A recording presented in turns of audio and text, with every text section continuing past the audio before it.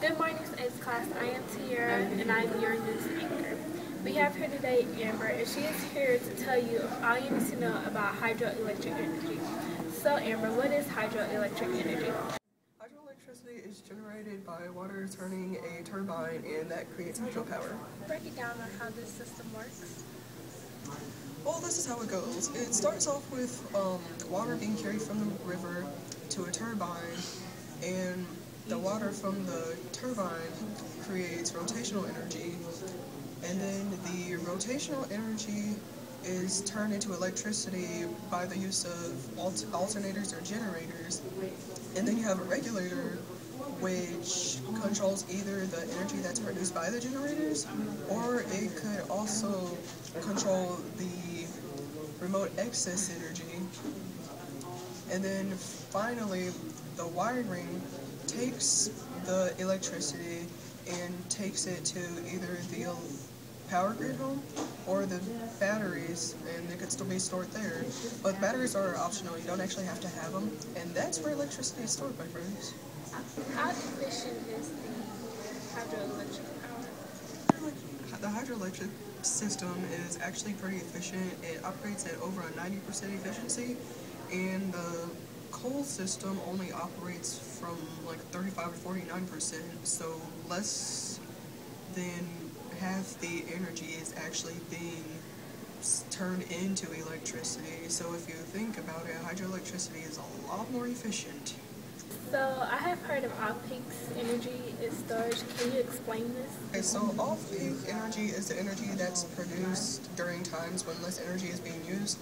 Because what happens during the off-peak time, a dam blocks up the water in an elevated reservoir, and then it's stored there, and it has a lot of potential energy because you got all that water up there, and then when it falls down, then you have a lot of energy from that. And so when there becomes a peak time when more energy needs to be used, that water can give the power a sort of boost. And now, here's a video clip of how hydroelectric energy works. Well, as you can see, there is a turbine underneath the water. That is tidal power. The turbine is moved by the changing in the tides, which will turn the fan, which will operate the generator, which will create the power. The aspect of the site is determined by the changes in the tides, which is what powers the generator. However, the generator is very costly and will also harm fish movement in the process.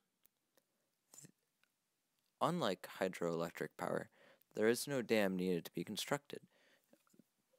However, pipeline is needed in order for energy to be transferred.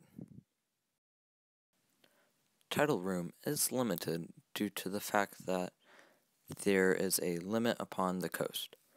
If you get too far out into the ocean, there is not enough of a tide to create enough power for the people at home. So, there is a limit on how much tidal power can use, but it also opens availabilities into the hydroelectric aspect of generating power other than just using dams and personal power generators.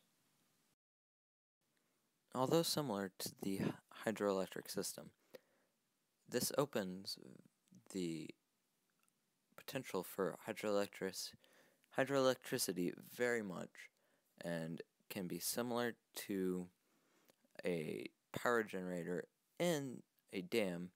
However, it is underwater and will change that aspect. Now back to the interview. So, how is hydropower used around the world? Hydropower is used across the world, although it could be used more. Norway is the biggest user of hydroelectricity. They're operating on a 99% production from hydropower, but from there the numbers decrease, with Canada using it for only 30% of their power, and the US is only using it for 18% of their power. So it is used, but if possible, it could be used more. Okay, what are prices like for hydroelectric or tidal power, and what is the effect on kilowatt hour prices?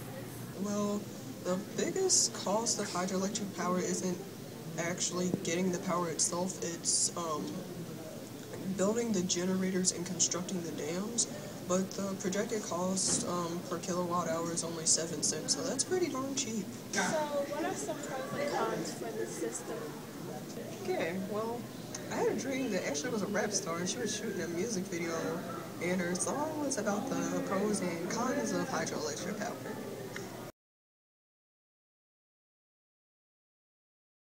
What will we use? That damn water. What will we use? That damn water. What will we use? That damn water. What will we use? That damn water. Hydropower is generated by using water generators. There are some pros and cons, and I'm going to rap to you about some. Pro.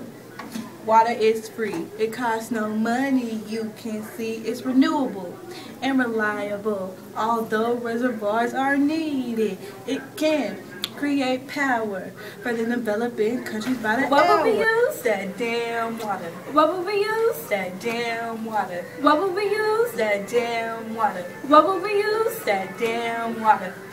That damn water lasts for a very long time. Greenhouse gases can't get into the sky. Cost effective, especially since you don't need electric. What will we use? That damn water. What will we use? That damn water. What will we use? That damn water. What will we use? That damn water. Now for the cons, it's very expensive. Building dams with little utensils takes time. When it's very dry, water level isn't really high. What will we use? That damn water. What will we use? That damn water. What will we use? That damn water. What will we use? That damn water. Degrades H2O quality. Organic matter can't wash down the stream like natural transport in that sediment.